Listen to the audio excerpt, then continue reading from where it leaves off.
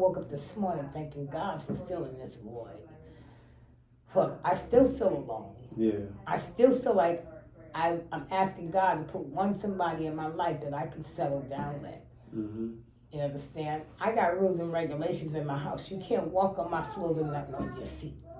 You'll get out. Everywhere you go, there's rules and regulations. I got a phobia of bugs.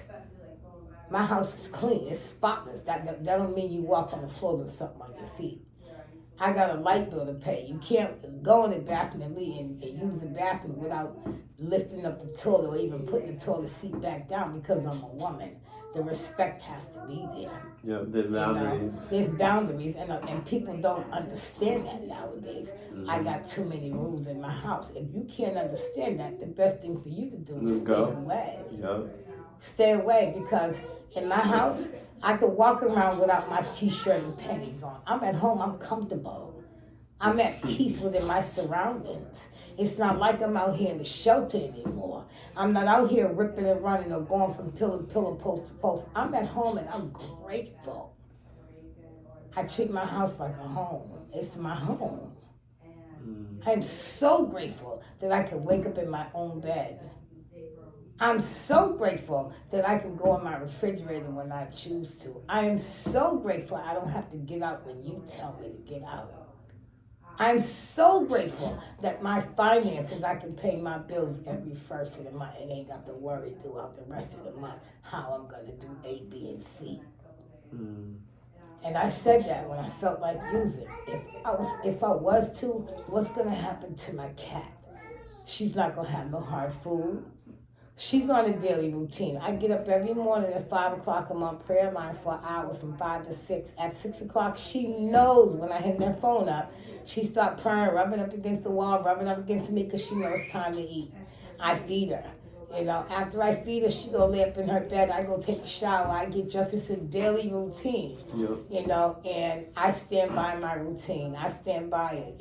Sometimes I don't know what I'm going to do in the morning. And I woke up this morning thanking God, and I'm asking God to put more positive things in my path to not allow my mind or me to even begin to drift. I come to this Gavin Foundation Mondays, Wednesdays, and Fridays, and I run the group, and it's not about drugs. I run this group about success, time wasted. I didn't waste all them years out there in the street. It was a lesson learned.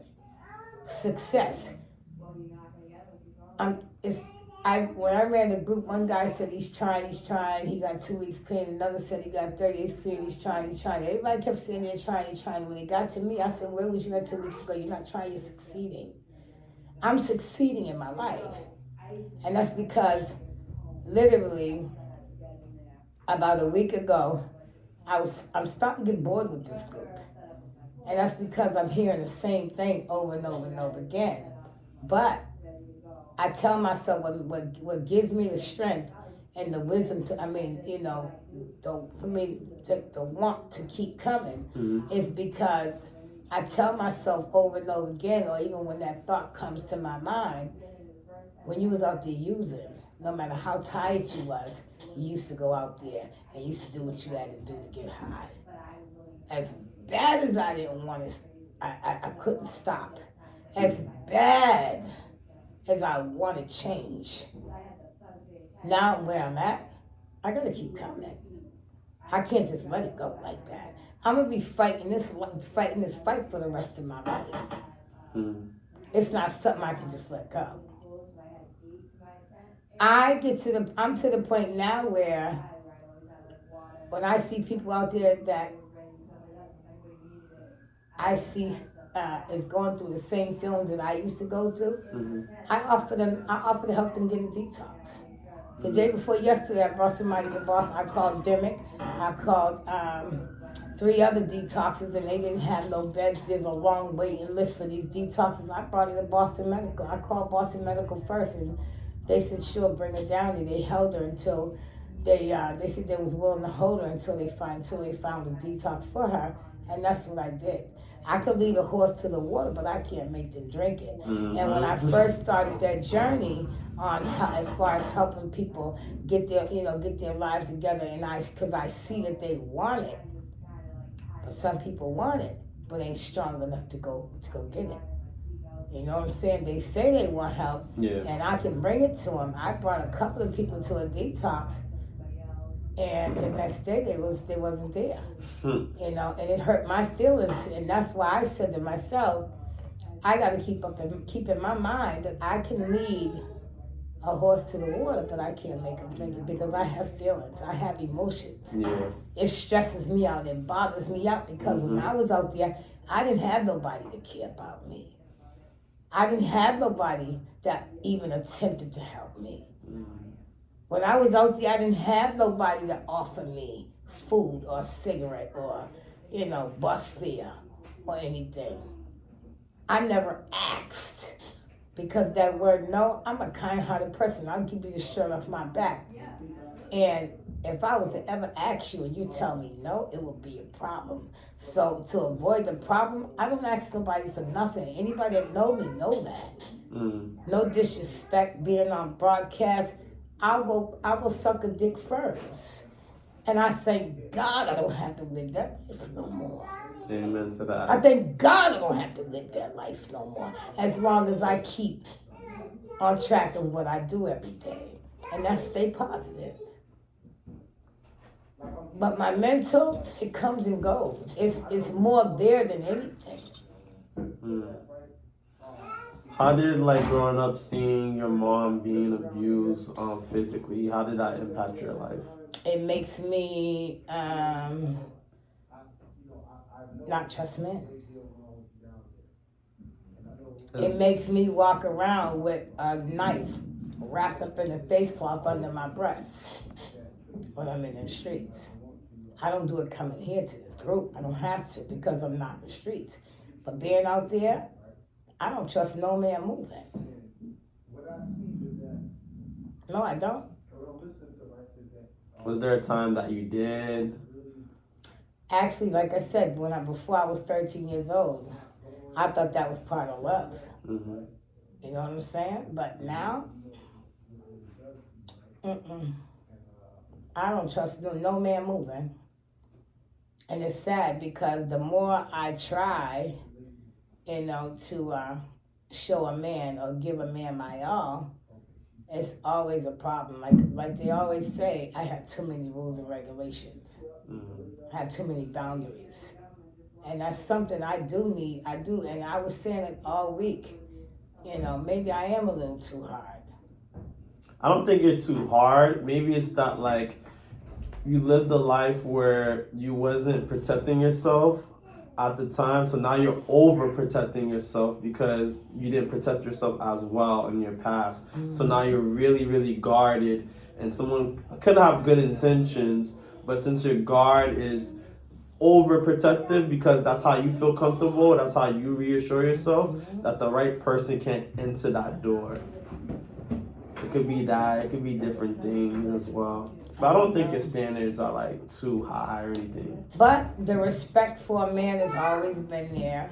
That's good.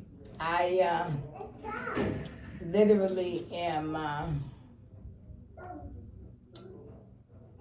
It's not about sex with me no more.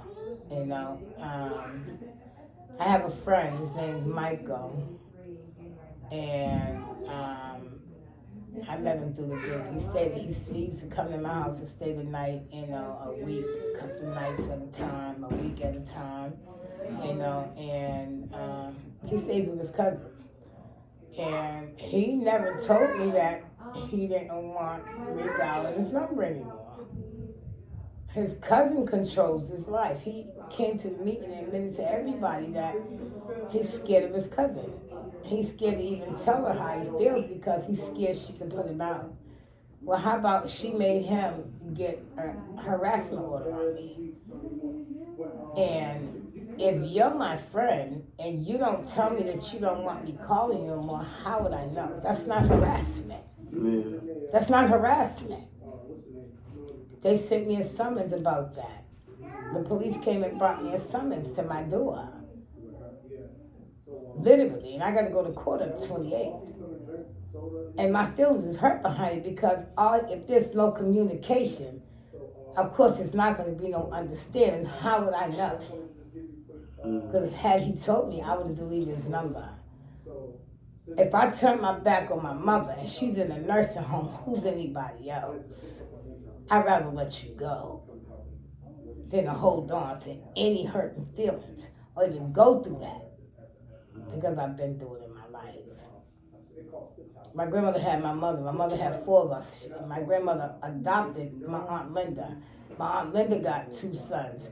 And I don't deal with nobody in my family. And if I cut everybody off that I feel literally is against me, what make him think that I'll even attempt to harass him? Delete. I'ma saw logs and call hogs and my life's gonna go on. I've met so many people in my life that I had no. God put people in our lives. Yeah. But he also separates us from them also. Yeah. For reasons. You know? Mm-hmm. Is there anyone that you like talk to that that's a family member of yours that you have a good relationship with or you can trust? Well, to be honest with you, I was talking to my Aunt Sydney for the past couple of months that I reunited with. I haven't seen her since I was 4 or 5 years old. And she came, spent the night on my birthday. She came from New York. And I told her the day after she left, I called her on the phone and, I needed to admit it to somebody that I had the urge to use. Mm-hmm. And she accused me of having the smell of crack cocaine on my clothes. I said, bitch, you out your rabbit, that's mine. I'm not going to let you accuse me of something I know I ain't doing. And I hung up, and I ain't talked to her since. How did that make you feel? It's a hurting feeling. Mm-hmm. Because number one, I don't bite my tongue for nobody. Mm-hmm. I'm grown. If I relapsed, I'd sit here on national TV and say it. I don't hold nothing in. I don't bite my tongue, and I damn sure don't lie and steal. And anybody that know me know, just because I ain't got no teeth don't mean I'm gonna bite my tongue. I don't have to. Anybody gonna whoop my ass?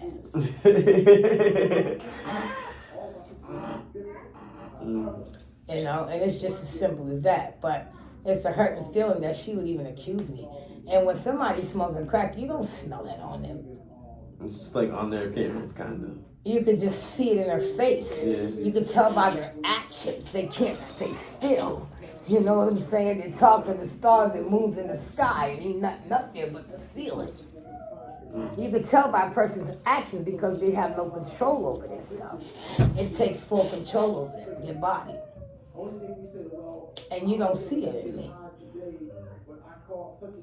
How did it make you feel in terms of just knowing of does it feel like a repeated cycle for you of not having someone you can confide in or trust and stuff like that? Yeah, and that's how come I literally am asking God to fill the void.